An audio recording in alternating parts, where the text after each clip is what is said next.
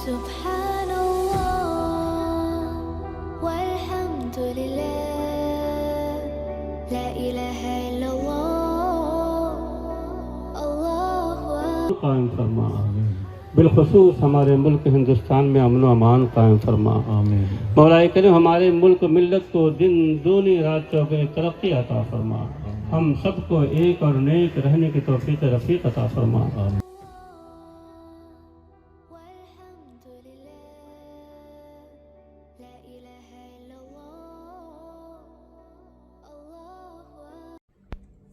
देशात आणि जगात एका बाजूला युद्धाचं वातावरण, जातीयवाद आणि राजकारणाच्या चर्चा सुरू असताना समाजाला आज खरी गरज आहे ती शांतता आणि एकतेची।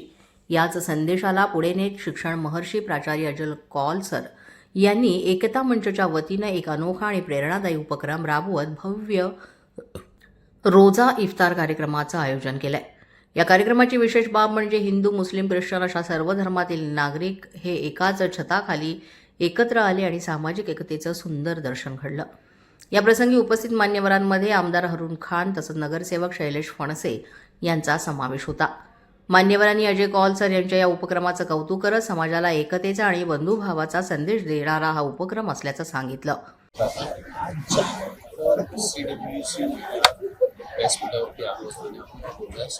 दृश्य आहे ते दृश्य आज जगभरामध्ये त्याची गरज आहे असं वाटतं। कारण तुम्ही पाहिलं की हा जो इफ्तार पार्टीचा कार्यक्रम आहे फक्त मुस्लिम समाजासाठी नसून या ठिकाणी सर्व समाजाच्या या ठिकाणी नागरिक असतात। आज रमजान या पवित्र महिन्यामध्ये आमचे एकता मंचाचे अध्यक्ष सन्माननीय अजय कौलजी आणि नगरसेवक विश्वधर फणसेजी यांनी जो रोजा इफ्तारचा कार्यक्रम ठेवलेला आहे आणि ह्या कार्यक्रमामध्ये सर्व जाती सर्व जमातीचे लोक इथे या कार्यक्रमाला उपस्थित राहिलेले आहेत।